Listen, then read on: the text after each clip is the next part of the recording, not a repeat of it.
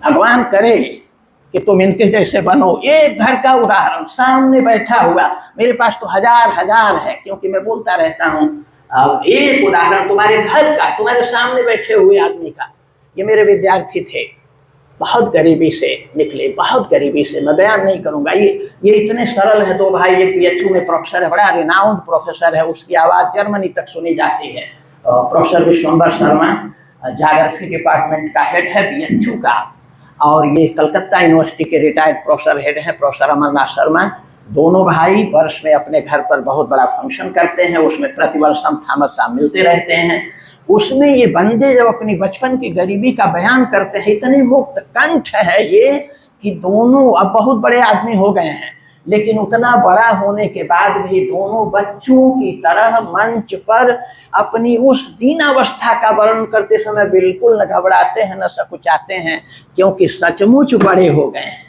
ये अमरनाथ शर्मा और विश्वंभर शर्मा कैसे कैसे पढ़े हैं, कैसे खाते थे, कैसे, जाने दीजिए, लंबा वृत्तांत है, दुखी हो जाएंगे आप सुन के।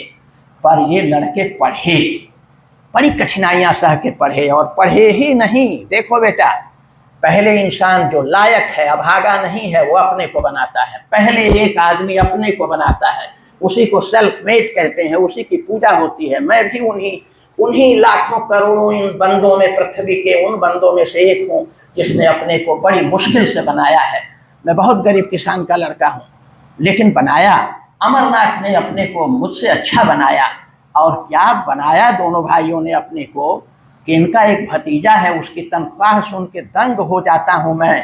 वो भतीजा है, वो प्रोफेसर विश्वंभर का लड़का है, वो सिंगापुर में है। कौनो बेटी उसकी लंदन में है।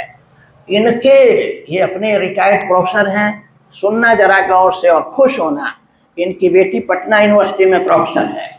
इनका एक बेटा अरुणाचल के किसी विश्वविद्यालय में प्रोफेसर है, बड़ा मेधावी है। और एक बेटा कलकत्ता के एक यूनिवर्सिटी में प्रोफेसर है। इनके घर में 5 प्रोफेसर, एक अमरनाथ, एक विश्वंभरनाथ, सगे 2 भाई और इनके 3 बच्चे। एक गरीब आदमी जिसके पिता खेतों में तरकारी पैदा करके, बेच के, बैलगाड़ी चला के, ईंटा ढो के अपने बच्चों को पढ़ाते थे, वो इतने सुशील, सुलक्षण, शालीन, परिश्रमी, महत्वाकांक्षी थे कि एक ने अपने को ही नहीं बनाया। आज उसके पूरे घर की तनख्वाह बताऊं तो ईर्ष्या होगी किसी को।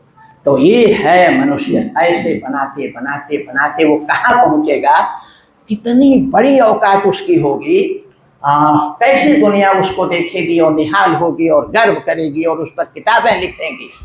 ये सब तुम्हारे भीतर निहित है। मैं अभी थॉमस साहब से चाय पीते हुए निवेदन कर रहा था कि मैं नौजवानों में नहीं बोलता, बोलना बंद कर दिया, क्योंकि नौजवान को जो होना था हो गया। या तो वो लायक हो गया, या तो वो उस टीम में काम कर रहा है